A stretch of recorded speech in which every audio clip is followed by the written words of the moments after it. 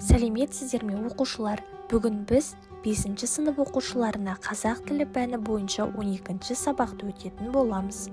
Оқушылар, ең алдымен менің YouTube каналыма тіркеліп, лайк басып пікір жазуды ұмытпаңыз. Келесі сабақта жіберіп алмаңыз. Оқушылар, бүгін біз асыл әже деген тақырыппен танысамыз. Біз бұл сабақта әжелеріміз туралы әңгімелейміз. Қазақ тіліндегі қосымшалардың жалғану тәртібімен, буын үндестігіне бағынбайтын қосымшалармен танысамыз. Тапсырма, мәтінді түсініп оқыңдар. Бөпке әжем де сүйегі асыл адамдардың біреуі. Ертеден қара кешке дейін тыным алғанды білмейді. Ол кісі салдырлаған ақ көңіл, ашық адам. Көктем шығысымен қағазбай мен зәуре үй көрмейді. Осыдан 7 шақырым жердегі ұшқа егін жайға кетеді. 6 ай жаз, күзгі жиын терім біткенше сонда болады. Осы уақыттың ішінде бізге тамақ жасап беретін, кірімізді жуып, үй ішіне қарайтын 70-тегі кемпір Бөпке апам. Әжемді біз апа дейміз. Жоқ, қаусаған деген сөз оған жарамайды. Таңғы шайды апыл-ғұпыл береді де, апам қап алып кезек теруге кетеді. Мал жайлайтын қырқа жақты кезіп, түске таман бір қап кезек теріп әкеледі. Мұрнынан су кетіп жүріп түскі шайды да береді. Сосын төменгі жақтан бір арқа қурай немесе ши орап әкелуге кетеді. Өрістен мал қайтатын кешкі мезгіл, апам әлі жоқ. Әлі Бөпке көріне ме қараңдаршы дейді атам. Біз үйдің үстіне шығамыз, апам келетін жолға қараймыз. Апам жоқ. Түйе белінде етіп, нығырлап буған бір арқа нән қурай келе жатыр. Біраз жақындаған кезде сіз қурайдың астынан жыбырлаған аяқ бар екенін байқайсыз. Адам аяғы. Қурай әбден жақындағанда сіз енді оның астынан ауыр жүктің салмағынан жерге тие жаздап келе жатқан кимешек киген әйел болсын қоса байқайсыз. Бұл менің әжем, қажымас Бөпке әжем. Үй іргесіне келгенде ол қурай мурайымен шалқалап бірден құлайды, дем алып есін жинайды. Күніне 3 мезгіл тамақ пісіруге жұмсалатын және қысқа үй жылытатын отын бұл үйге осылай жиналады. Бір күн жұмыссыз отырса, 2 қолы алдына сыймайды. Есіне кенет ұштағы қағазбай мен зәуре түсіп кетеді.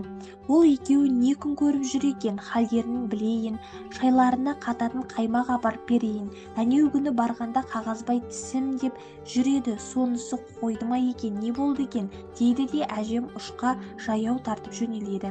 Кешке мал келгенше кеп қалармын дейді. Ары 7, бері 7 шақырым жаяу жүріп қайту оған түк те емес. Мен апамның ойбай ауырдым деген сөзін өмір естіген емеспін. Өлгенше аузынан дәрі салғанын да көрген емеспін. Күтіну, демалу дегенді марқұм білмейтін еді. Бердібек Соқпақбаев. Түсіндірме сөздік, жиын терін, егін бау-бақша тағы да басқа өнімдерді жинап алу науқаны. Қурай, биік өсетін өсімдіктердің мал жемейтін қатты сабы.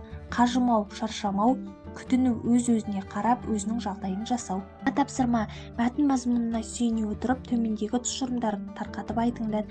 Бөпке әже мінезі ашық адам. Сөйлемнің бірінші азат жолында Бөпке әженің мінезі ашық екендігі айтылған.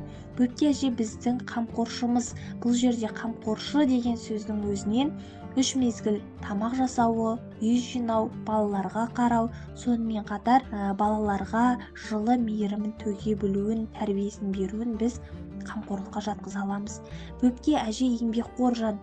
Еңбекқор екендігін біз ешқандай ауырдым деп сылтау айтпауынан, ауыр жұмыс болсын, жеңіл жұмыс болсын, бәрінің өзі атқаруын жатқыза аламыз.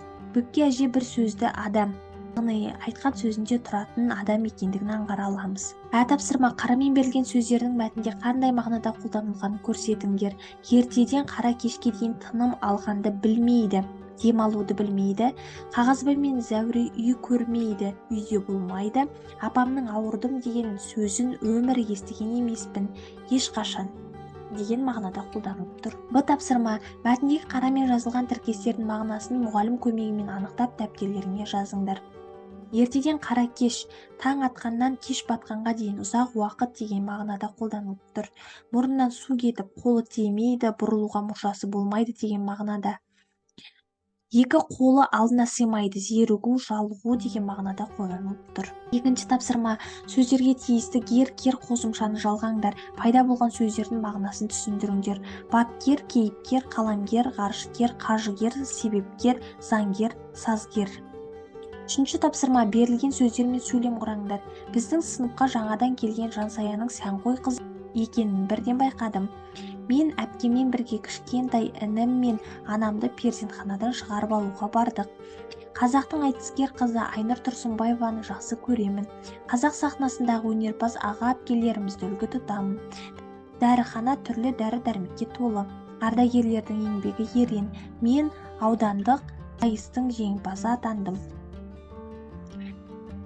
Төртінші тапсырма: нөмір 14 аудионы тыңдаңыздар.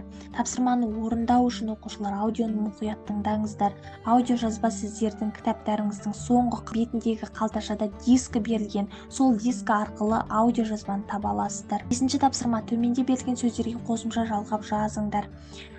Момышұлының Тасмағамбетовке, Есенбековпен, Жұмабек қызына, Сейфуллиннан, Аймұратовқа, Ермұқанованы, Ізбасарұлына, Армановтың Есенберлинге.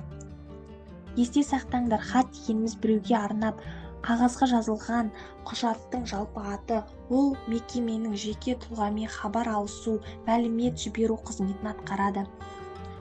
Алтыншы тапсырма: Бердібек Соқпақбаевтың Өпке әжесі туралы мәтін не Мұқағали Мақатаевтың Ақ кимешек өлеңінен негізге ала отырып кіріспе негізгі қорытынды бөлімнен тұратын менің әжем немесе қазақ әжелері деген тақырыпқа шағын эссе жазыңдар.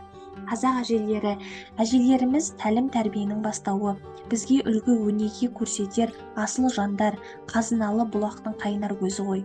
Жанұяда бала тәрбиелеуде алатын орны ерекше осы мейірімді әжелеріміз.